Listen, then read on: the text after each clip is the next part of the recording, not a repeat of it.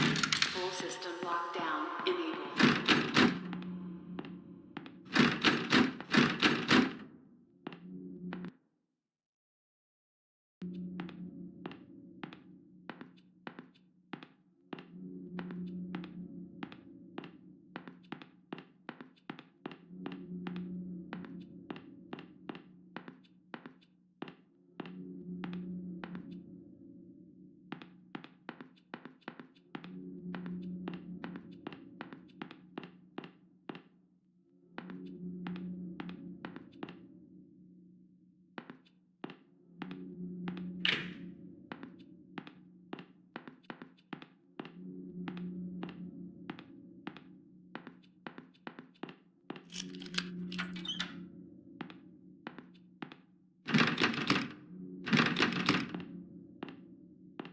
Ever since my first day working here, I've felt a little strange. Now, after what happened that day, things seem to be getting even stranger. I'd even go so far as to say creepy. I've been an embalmer for years now, and I'm very passionate about my job. I've always felt comfortable with what I do, so it's pretty unusual that I feel this way. 2 of my colleagues have died. I had to embalm them both. However, grief can't explain this feeling. Up until just 4 days ago, I hadn't even known about the history of this funeral home. I already knew that it was ridiculously old, but what I didn't know was that it allegedly harbors some kind of powerful aura which traps and torments the spirits of people who have died in a state of grief or fear, and have at some point been associated with the building in one way or another. These associations apparently include those occurring post-mortem, such as embalmings and funerals.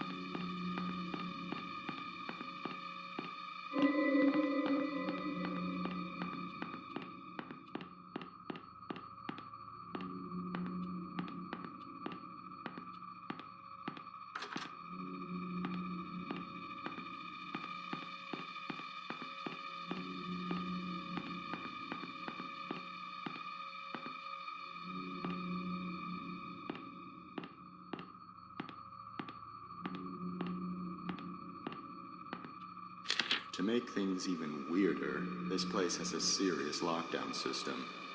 Yesterday was the first time I've ever seen it used, and many of the workers, including myself, were ordered to wait in the family room until the situation was taken care of.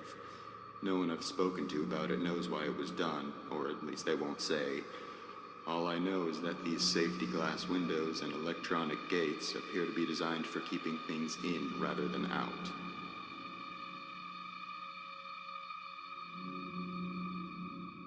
I was the first responder that day. I was the first and only person to make it to Myrtle's side before she passed away. She managed to give Sullivan a parting "I love you" on that baby monitor, but that was the last communication they ever had. The last thing she ever did was give me that piece of paper. It was a short poem she had written for Sullivan earlier that day. She asked me to give it to him, and I promised her I would. Then she slipped away.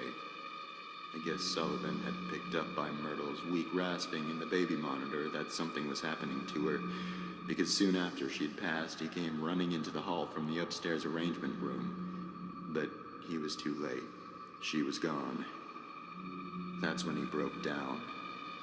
I'd never seen him show so much emotion towards Myrtle before. Then, of course, the rest happened.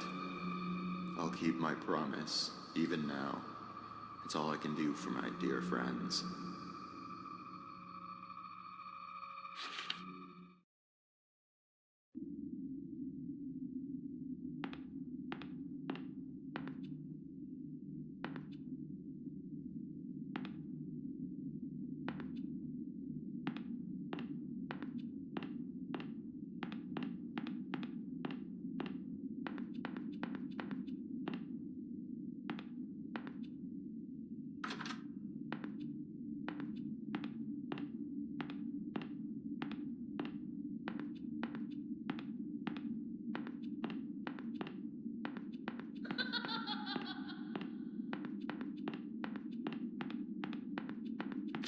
There are a lot of strange things I've seen around this place.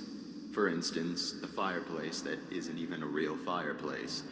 It's some kind of ladder shaft, but there's a tough metal grate fastened over it that appears to be controlled electronically, most likely by the lockdown system. I'm assuming the shaft leads down to the basement, but it must have been sealed off because it's not accessible from anywhere down there.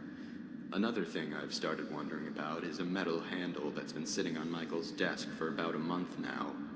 I asked about it once out of curiosity, but he avoided giving me a direct answer.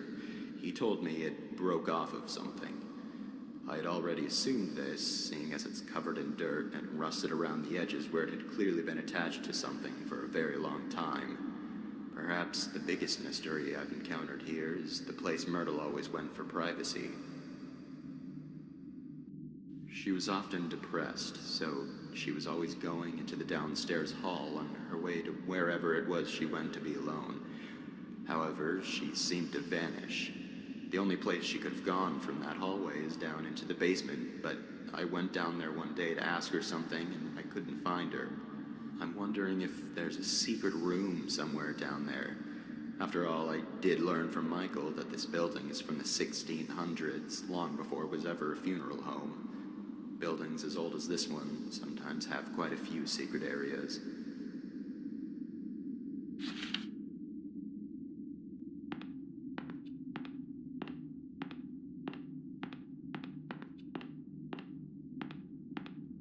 They still haven't buried them. Sullivan has been lying in his coffin now for 2 days, and Myrtle for 3. Because Conrad refused to touch Myrtle's coffin after her funeral, it had to be put aside so Sullivan could have his. Conrad still simply doesn't want to have anything to do with the burial of either of them, even if all he's doing is preparing a future grave without actually touching the coffins. I'm starting to wonder if he had some type of unpleasant encounter with Myrtle and Sullivan's coffins, or he heard some absurd rumor about their corpses. What's sad is that Myrtle and Sullivan don't have relatives who care enough about their burials to actually do something about this. Michael was embarrassed to have to tell all the relatives and friends that the actual burials couldn't be held yet. Even so, none of them objected. Maybe they just didn't see a point in doing so, considering the person they would be doing it for is already gone. I don't know. As far as feeling nervous around coffins, I do get a strange vibe now in the visitation room. The atmosphere in there is starting to feel different. The air feels heavier, a little bit oppressive even. It seems to be more noticeable today than it was yesterday. I'm not quite sure if I believe in ghosts or not, but it seems to fit what I've heard before about locations having uncomfortable, negative energy due to evil or extremely upset spirits. Maybe it's just normal stuffy air. There aren't any windows in there, and it is the middle of summer.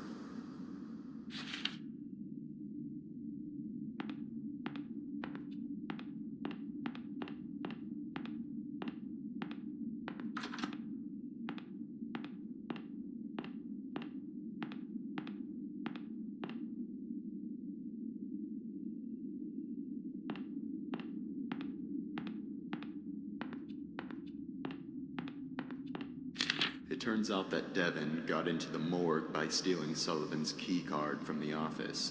Mrs. Raines had been in there and forgot to lock it when she left. Nobody knows exactly how the kid figured out the passcode, but considering what a flake his mother is, that's probably just something else she inadvertently compromised. They're burying Sullivan with a few of his belongings from the funeral home. I guess because he had worked here for so long and was so loyal to his job. Michael revealed that one of those belongings is Sullivan's key card. Of course, they would need to deactivate it from the system to avoid any breaches and the chance that it was stolen, but then again, Mrs. Raines would be the one who would do that.